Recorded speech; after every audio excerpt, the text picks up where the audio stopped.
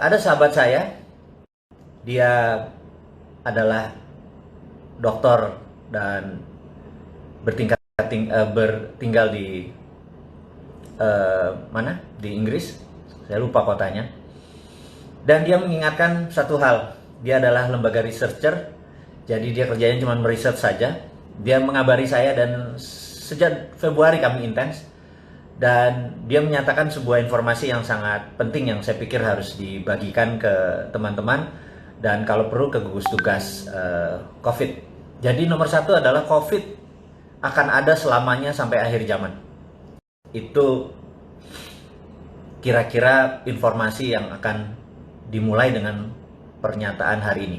Jadi COVID akan ada sampai akhir zaman karena yang namanya virus ini sejak dulu juga sudah ada gitu ya. Nah, beberapa mungkin sepakat bahwa COVID yang kali ini adalah di enrich atau diperkaya. Terlepas nanti teori konspirasinya, teman-teman sendirilah yang nanti bisa memutuskan apakah ini memang deadly, mematikan atau tidak. Tetapi dunia kacau balau dengan adanya COVID. Nah, dia mengingatkan bahwa cara yang terbaik saat ini, dan tolong diingatkan dengan ke pemerintah Indonesia, makanya dengan IG Live hari ini saya juga menyempatkan untuk menghimbau dan mengajari mungkin, karena ini saya diajari juga dari dia untuk bagaimana menyelesaikan COVID supaya kita dalam posisi menang. Damai itu sebenarnya kata yang saya tidak suka. Karena kita berdamai, sementara makhluk itu yang namanya COVID, dia nggak berdamai. Jadi kitanya berdamai, kitanya kasih bendera putih, dia tetap nyerang kita. Dan ini membuat kita menjadi tidak aware gitu ya. Nah, saya tidak ingin ini terjadi berlama-lama. Saya ingin memanfaatkan kesempatan hari ini untuk menyelesaikan COVID once for all. COVID adalah corona disease, virus. Jadi perilaku virus itu di setiap daerah harus di research. Jadi tidak bisa kita mendapat data dari koran atau dari media atau dari informasi asing bahwa oh di Cina kayak gini, di Amerika kayak gini. Karena banyak sekali menyatakan bahwa oh Amerika nggak bisa menghandle COVID, Cina nggak bisa menghandle, tahu-tahu Wuhan lockdown sekarang, 11 juta di lockdown versi baru sekarang dengan di retest. China, Singapura kena second wave dan lain sebagainya. Nah, yang harus kita lakukan adalah menurut teman saya, seorang dokter dari Malaysia ini yang bertempat tinggal di Inggris yang khusus mempelajari tentang virus, dia menyatakan adalah tolong diingatkan kepada gugus tugas corona di Indonesia bahwa postmortem atau mereka yang meninggal karena COVID dianalisa. Kemudian yang antemortem yang kena COVID, yang bisa sembuh dan bisa meninggal, dipetakan, sehingga dibuat korelasinya, ditemukan deltanya, sehingga kita bisa tahu yang postmortem itu kebanyakan virus tadi mengaktifkan apanya sehingga dia meninggal, gitu ya. Jadi dianggap bahwa virus ini tidak mematikan dulu. Yang mematikan adalah dia mematikan unsur yang memang udah ada bawaan, misalnya dia ada asma, misalnya ya, atau ada panu gitu misalnya. Kata begitu ada panu, tingkat kematiannya lebih dari 90%. Ini contoh aja. Nah, setelah kita melakukan korelasi antara postmortem dan antemortem, di sini pasti ketemu korelasi baru, delta baru, dan ini hanya berlaku di Indonesia. Jadi nggak peduli sama korelasi sama Singapura, korelasi dengan Cina yang saat ini dibanggakan oleh pejabat Indonesia itu apa-apa Cina gitu. Jadi di Cina nggak apa-apa kok, selalu gitu ngomongnya gitu ya. Bangga banget sama Cina, gue bingung tuh ngelola negara tapi bangganya negara Cina gitu ya. Bangga tuh sama bangsa sendiri gitu. Ini yang saya mau mengungkapkan kekesalan saya. Jadi kita harus punya korelasi sendiri, mempunyai delta sendiri, persamaan sendiri antara postmortem dan antemortem dari coronavirus. Dengan demikian kita tahu bahwa oh karena panu, begitu karena panu tingkat kematiannya tinggi. Ini contoh ya. Oke. Jadi apa yang harus kita lakukan setelah itu? Setelah kita lakukan, yang mempunyai panu, katakanlah ada 1% di Indonesia penduduknya, langsung disil, anggap dia nggak bisa berenang. Jadi kita andaikan ya, mereka yang tidak bisa berenang tadi, jangan digabungkan sama yang bisa berenang. Karena yang bisa berenang ini kena COVID nggak apa-apa dia. Tingkat kesembuhannya 99,9. Tapi kalau panu ini, tingkat mortalitasnya atau fatalitasnya 99%. Jadi ini yang dilindungi. Nah, jadi saat ini kita harus cepat menemukan mereka-mereka yang tidak bisa berenang, lalu langsung di corner, lalu langsung dijaga, dan yang ini garansi, ini tingkat kesembuhannya tinggi. Itulah metode yang disarankan oleh sahabat saya itu adalah lakukan ini segera dan habis itu nggak usah mikirin tentang lockdown. Udah keluar aja. Karena kita akan hidup dengan COVID forever, gitu. Jadi ada istilah istilah yang lagi populer sekarang, new normal gitu ya. New normal tuh kalau ditanya apa sih new normal, Anda pasti bingung new normal tuh apa aja. Itu adalah istilah orang pinter yang keminter yang membuat saya kadang-kadang apa sih new normal itu gitu ya. Tapi lama-lama saya pikir juga, waktu sahabat saya bilang, enggak, new normal itu cuma satu katanya. Ke depan itu yang namanya cleanliness sama higienis itulah new normal. Jadi, oke. Karena kita akan hidup dengan COVID selamanya, maka new normal itu adalah kebersihan, higienis dan cleanliness dan kebersihan kita mencucikan diri, disinfektan, hand sanitizer, kebiasaan kita menjadi makhluk yang lebih bersih.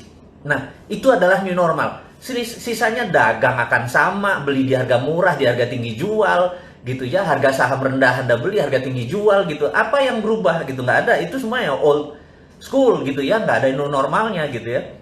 Terus business going digital dari 5 tahun yang lalu juga kita tahu business going digital gitu ya.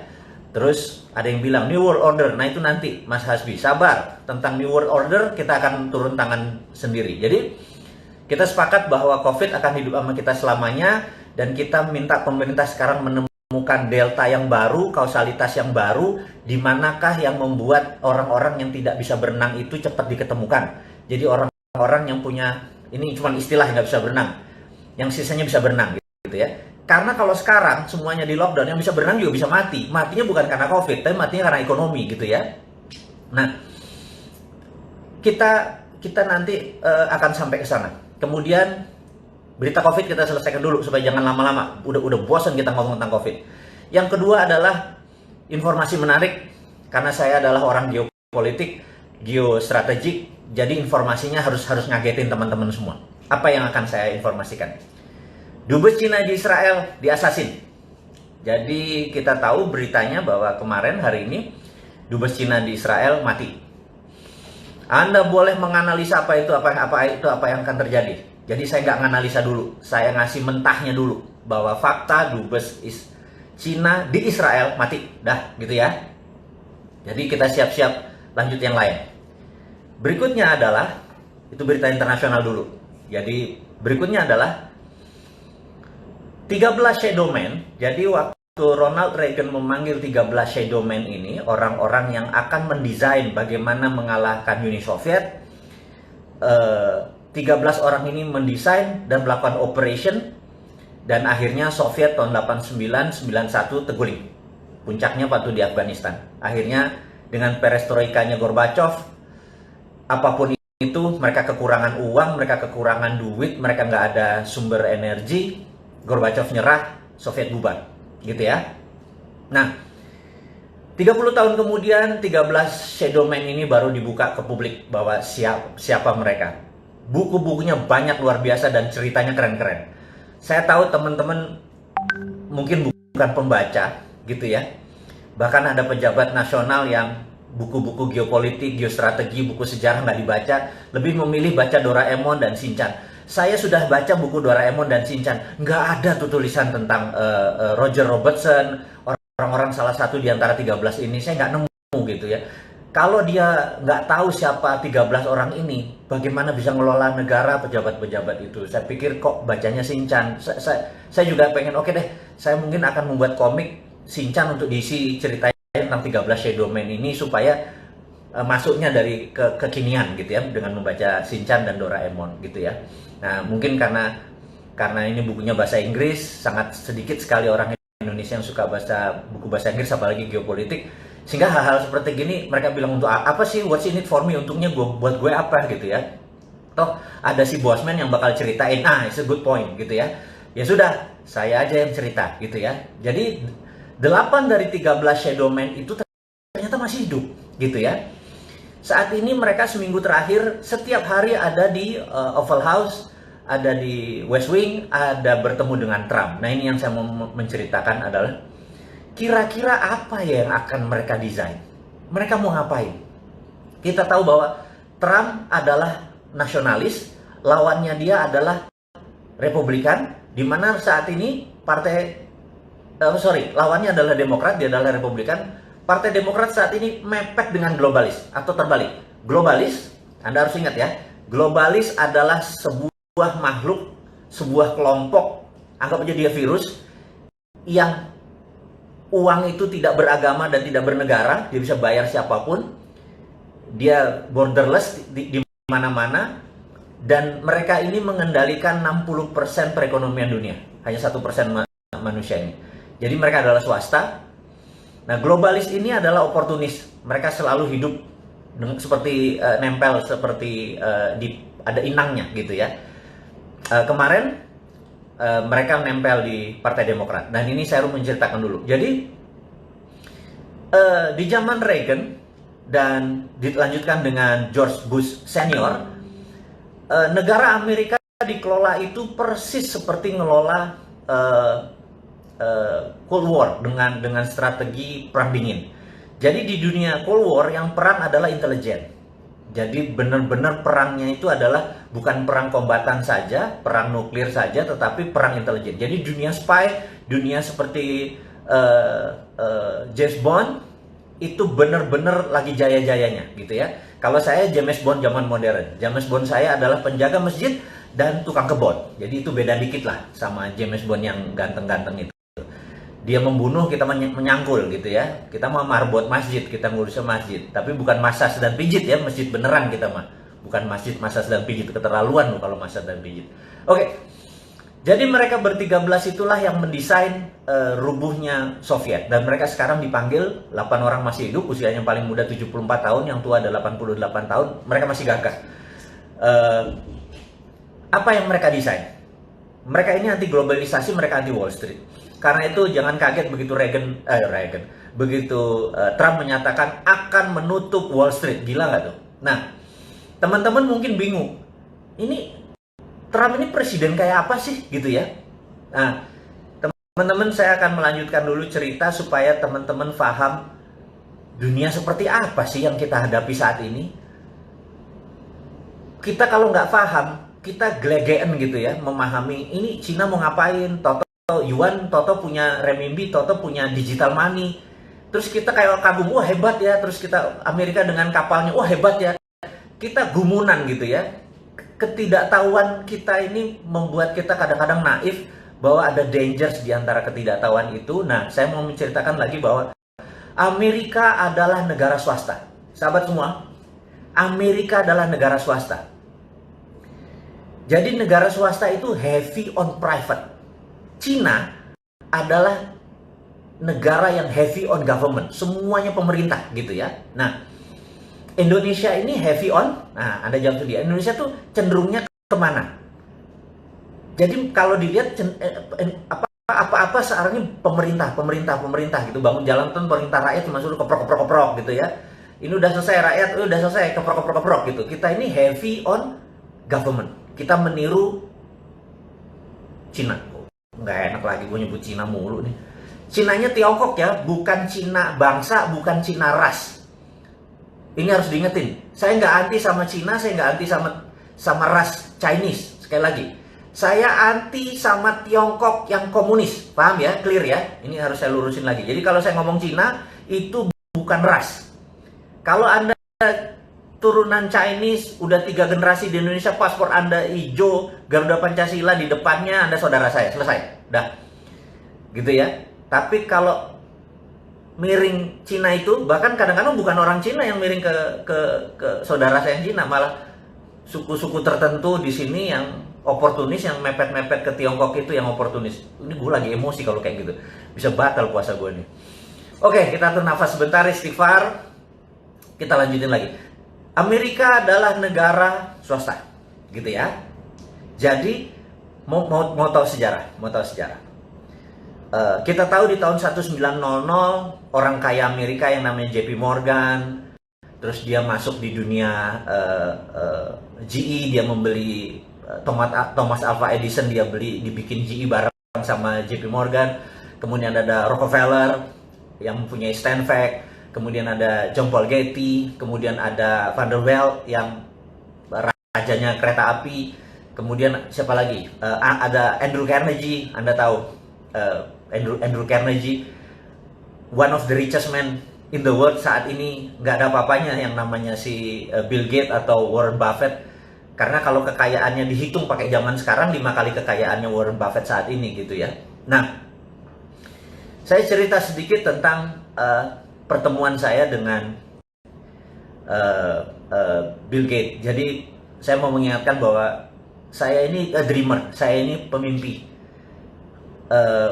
Suatu hari Anda tahu bahwa saya di kantong saya selalu punya rumahnya Obama, rumahnya Trump, White House saya gunting, dan ternyata saya sekolah di sana gitu ya. Padahal Kamso ya, come from Deso ya. Terus saya mempunyai impian, yaitu saya gunting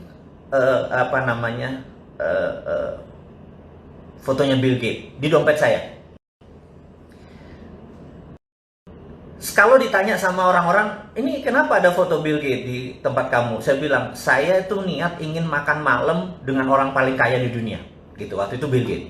Dan itu udah tahunan yang lalu. Nah, suatu hari Bill Gates datang ke Indonesia. Ada sahabat saya, wartawan senior dari koran kenamaan Indonesia. Kemudian dia bilang, Mas, saya ada tiket. Kamu makan malam sama Bill Gates. Waktu itu Bill Gates di zamannya Pak SBY. 2009 atau 10 saya lupa ya, kan datang ke Indonesia. Kita makan di Mulia tapi dengan 400 orang. Saya bilang, ini dream come true. Bayangin, setelah saya nempel gambar Bill Gates di dompet saya, karena saya liatin terus, saya bilang suatu hari saya makan malam sama dia, suatu hari saya makan malam sama dia gitu. Nah, alhamdulillah benar. Apa yang saya lakukan? Saya duduk di round table di Hotel Mulia, Bill Gates duduk jauh. Saya sambil di situ ya ada orang-orang terkenal lah, ada menteri, ada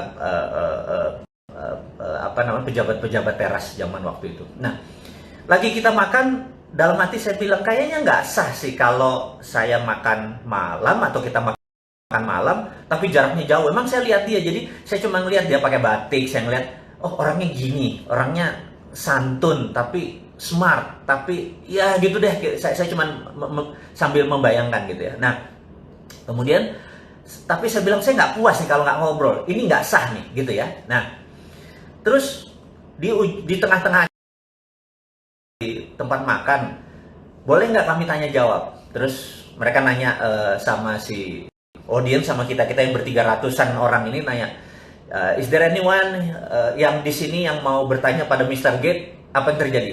300-300-nya angkat tangan. Saya mau gitu ya. Saya bilang, oh gila. Terus, dia bilang, temennya ngomong di sebelahnya, oke, Mr. Gates maybe only bisa answer dengan 5 pertanyaan aja, jangan banyak-banyak. So, siapa yang mau nanya, tolong nulis di kertas gitu ya. Nah, wah, semua orang naik tangannya. Dan saya bilang, oke, saya take the moment. Ini kan moment of greatness ya.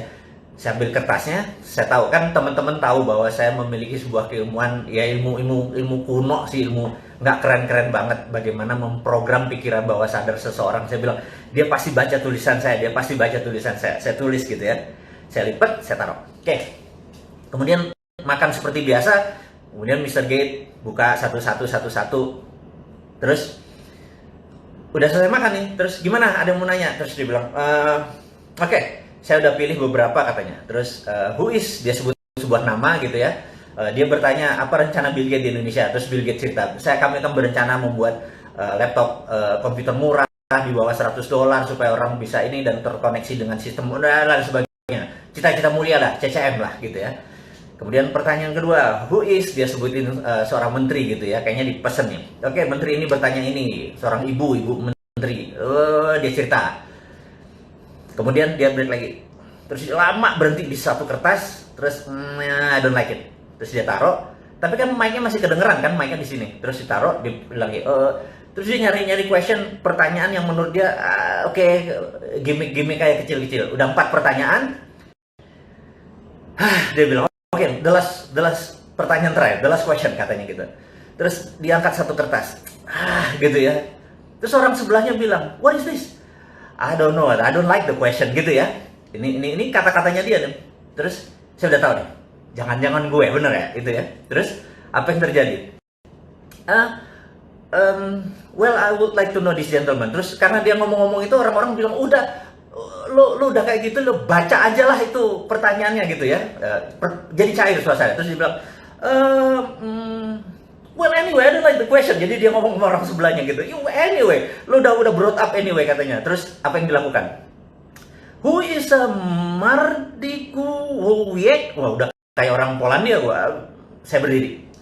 300 orang nengok ke kita jadi kayak kecil. Saya gila gitu ya. Terus dia bilang, dia natap saya, dia bilang, so you, kenapa lo nanya ini gitu ya? Oke. Dia ngomong, I don't think the world is ready, kata dia. Tuh orang nanya, lu ngomong apa sih? Kan mereka nggak tahu. Mereka pertanyaan adalah, what was the question? Orang ini nanya apa sih sampai lu nggak ready gitu? Tahu nggak apa yang saya tulis? Dan Mr. Gates bacakan. Dia bilang begini. This gentleman, katanya, bilang, I could never be like Andrew Carnegie. Jadi saya menulis di kertas itu, you will never be like Andrew Carnegie. Gitu ya. Dia bilang, jadi dia tulis, I would never be like Andrew Carnegie gitu ya. And this is right, katanya. Gue nggak akan pernah bisa kayak Andrew Carnegie. Itu kata Gates gitu ya. Semua orang bingung. Ini komunikasinya apa gitu? Anda tahu apa yang dilakukan Mr. Gates? Bill Gates membuka dompetnya. Kemudian dia kasih potret gambar kayak foto saya itu, dia bilang, "Si, fotonya Andrew Carnegie ada di dompet gue," katanya. Saya juga kaget. Dan you are right. I would never be like him. Terus oke, saya ceritakan dulu kenapanya gitu ya. Saya mengidolakan Bill Gates mengidolakan Andrew Carnegie. Jadi saya tuh waktu itu berpikir, dalam hidup seseorang pasti punya punya drive yang membuat dia menjadi segitu powerful seperti sekarang. Dan pasti ada role model. Dan saya lihat dia, Bill and Melinda Gates ini, kalau pendapatan dia $60 billion, $20 billion ada di Bill and Melinda Gates. Jadi dia berzakat itu 30-40% gitu ya. Mungkin 30% duitnya lebih dari $18 billion. Cukup powerful. Pasti dia punya sebuah role model. Dan saya tahu the biggest philanthropy in the world adalah Andrew Carnegie. Jadi Andrew Carnegie adalah, Anda boleh cek siapa Andrew Carnegie. Di seluruh dunia, Museum Andrew Carnegie itu ada, gitu ya. Anda kalau pergi ke Singapura ada, pergi ke Bulgaria ada, Anda pergi ke London Anda ketemu Museum Andrew Carnegie. Andrew Carnegie mendedicate uangnya untuk pendidikan, informasi, dan museum, koleksi-koleksi sains. Nah, Andrew Carnegie di tahun 1900 dia menjual US Steel, dia memiliki Dow Jones, dan Anda tahu Dow Jones, saya udah nggak bisa diceritain lah. Nah, ada New York Stock Exchange dan lain sebagainya. Yang jelas dia punya US Steel yang waktu dia jual angkanya $1 billion.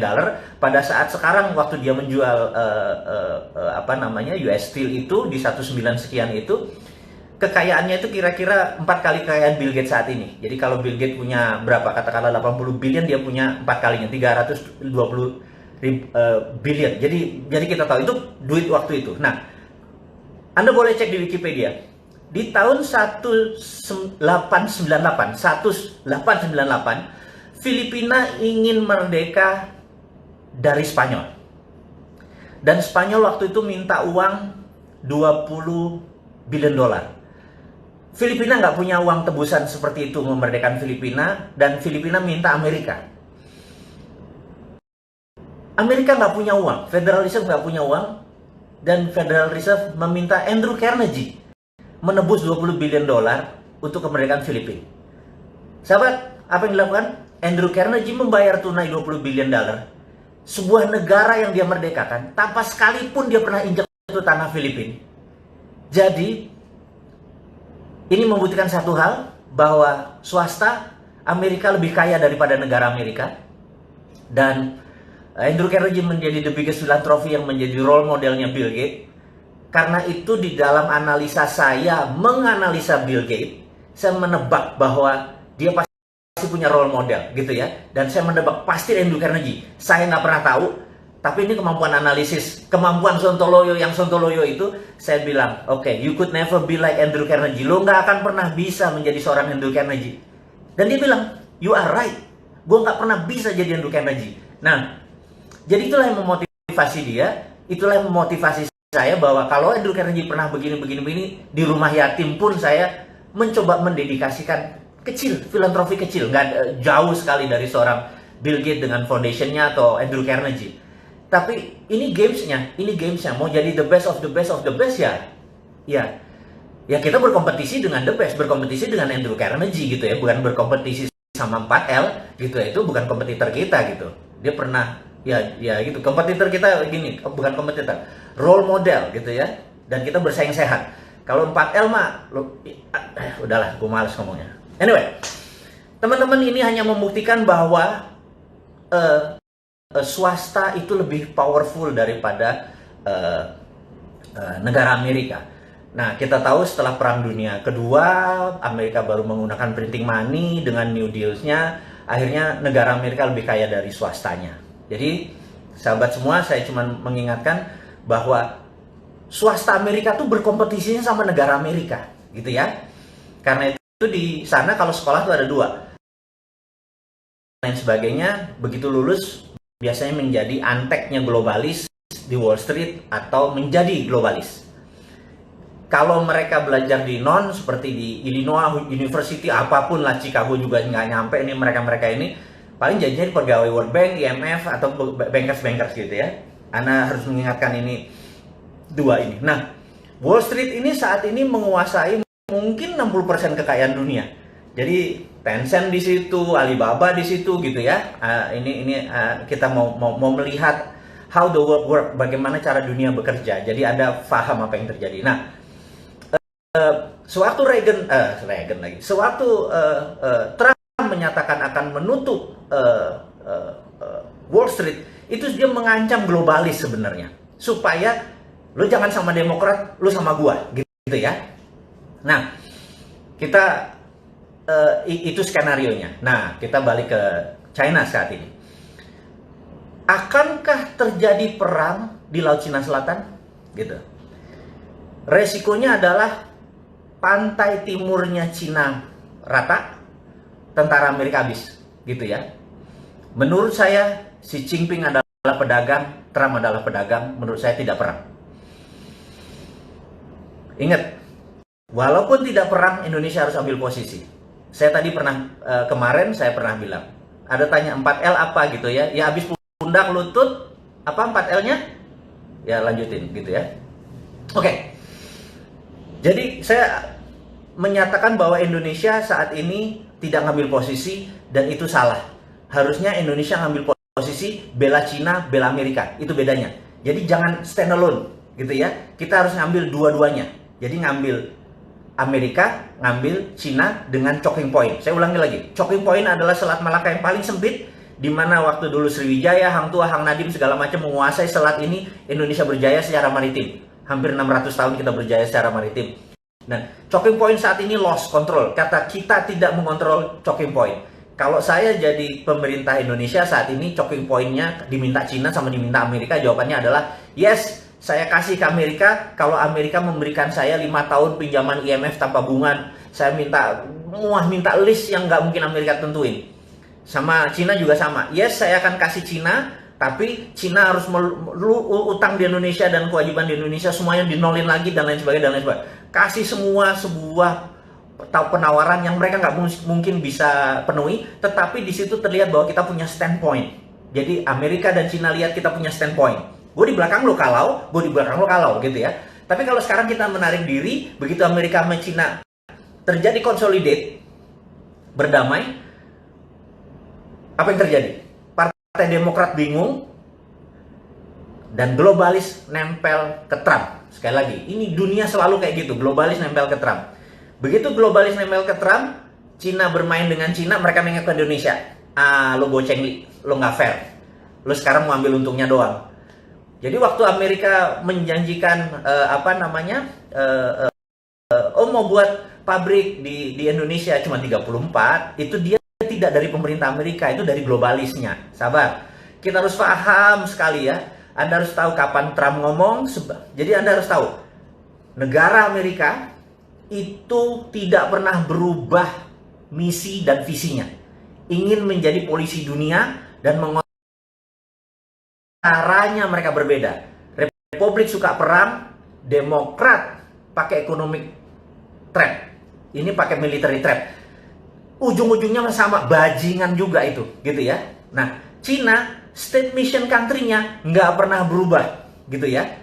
Mau presidennya Xi Jinping, mau dulu Li Peng, mau dulu Deng Xiaoping, sama, gitu ya.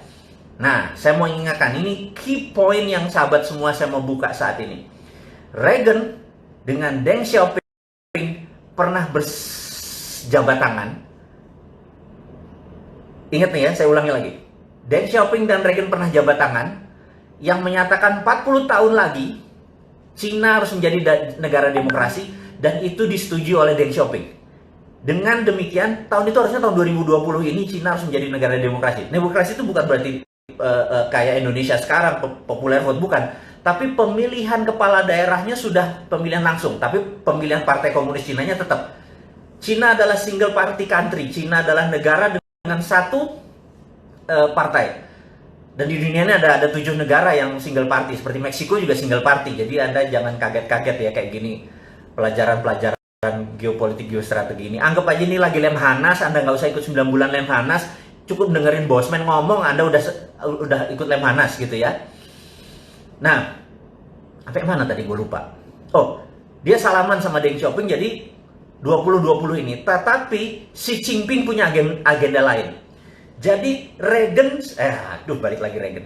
Trump saat ini ingin menghukum Xi Jinping untuk mengingatkan, dulu bapak negara lo yang namanya Deng Xiaoping itu sepakat sama Reagan untuk menjadi democratic country. Lo inget ya? Nah, lo membangkang nih ya gitu.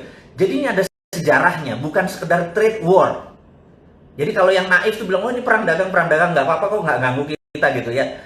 Kebanyakan baca Shinchan sih, jadi gerah gua kadang-kadang gitu. Nah, kita harus tahu bahwa ini ada sejarah. Nah, jadi si Trump ini punya postur adalah, lo mau jadi democratic country lagi nggak? Kalau nggak, Hongkong gue gerakin nih, gitu ya. Dia punya tombol-tombolnya. Jadi mereka ini 2 perang. Sekali lagi, 2 perang. Kalau kita nggak ngerti, toto kita terpecah 3 aja kayak Ghost Fleet. Anda tahu bukunya Ghost Fleet yang dibaca oleh Prabowo, yang tulisannya Peter Senge, seorang analisnya CIA. Kalau protokolnya Ghost Fleet dibaca kayak Balkan, Indonesia pecah 3 beneran nanti, gitu ya. Nanti kita bahas di minggu depan tentang Ghost Fleet. Sekarang jam piro itu? Oh, udah 40 menit loh. Gak bayar dulur-dulur ini. Kasih 40 menit ilmu, minta nambah lagi ya gitu ya. Oke, teman-teman. Jadi dengan adanya perang tadi sebenarnya ada sejarahnya. Karena itu Reagan memanggil 8 orang yang masih hidup dari 13 warrior ini untuk pengen tahu dulu tuh rencana lo apa sih dengan China, karena dengan Soviet kan sudah jelas, dengan China dia kasih ingat bahwa Deng Xiaoping dulu pernah shake hand. Nah, karena itu saya dalam tulisan saya di video 2030 tahun 2030 China adalah the biggest democratic country in the world. Bayangin, dengan 1,7 billion atau 1,7 miliar manusianya dia menjadi demokratik. Pemilihan daerahnya nanti akan, jadi sekali lagi saya mengingatkan, China akan menjadi loose. Dengan bargain tersebut, currency dia menjadi lebih leluasa, tapi Trump akan memenangkan lagi. Ingat ya, ini sekali lagi, Trump bisa menang nih. Jadi Trump pulang kampung nanti menyatakan dia menang terhadap China. China bilang kita juga nggak kalah. Jadi dia bukan bilang menang ya, China nggak kalah, nggak kehilangan muka di negaranya. Nah, Trump selesai masalahnya. COVID sekali lagi nggak terlalu penting karena kita live with COVID forever.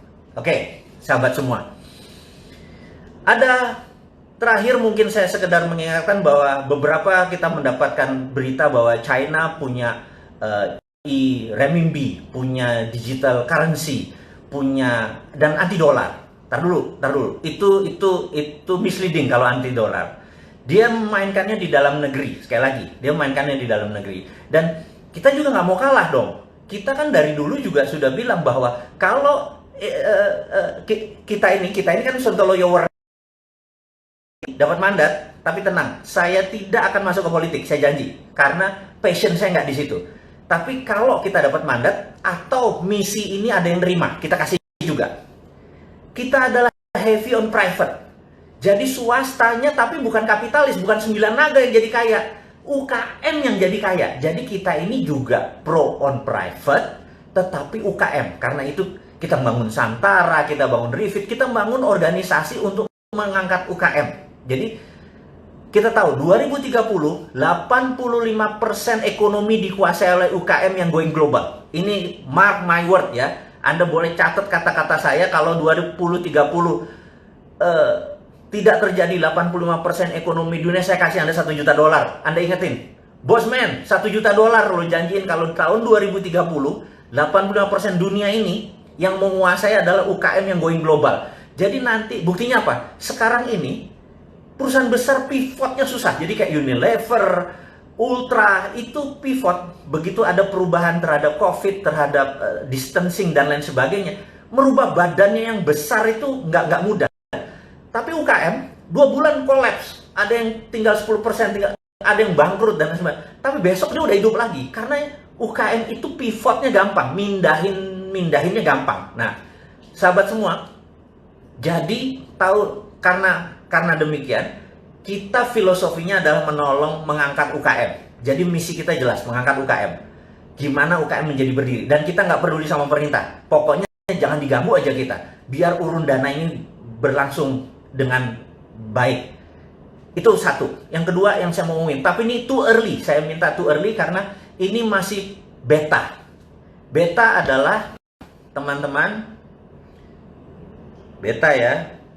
Sabar. Saya mau memberikan sesuatu yang teman-teman harus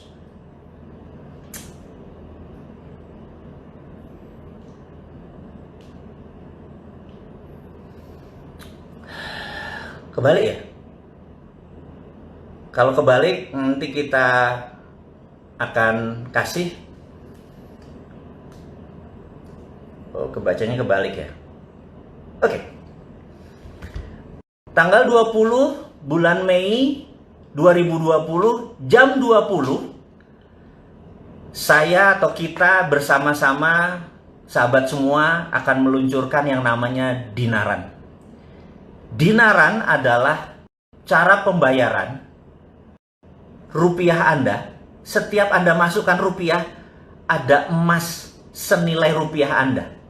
Jadi kalau masuk naik, rupiahnya naik. Dan setiap Anda belanjakan pakai ATM tadi, dimanapun, turun 1 juta, ya gramasinya ikut turun. Jadi untuk pertama kali dalam sejarah dunia, rupiah Anda punya underlying emas. Dan inilah menjadi terobosan, ini sudah ada persetujuan dari semuanya, sudah akan diluncurkan.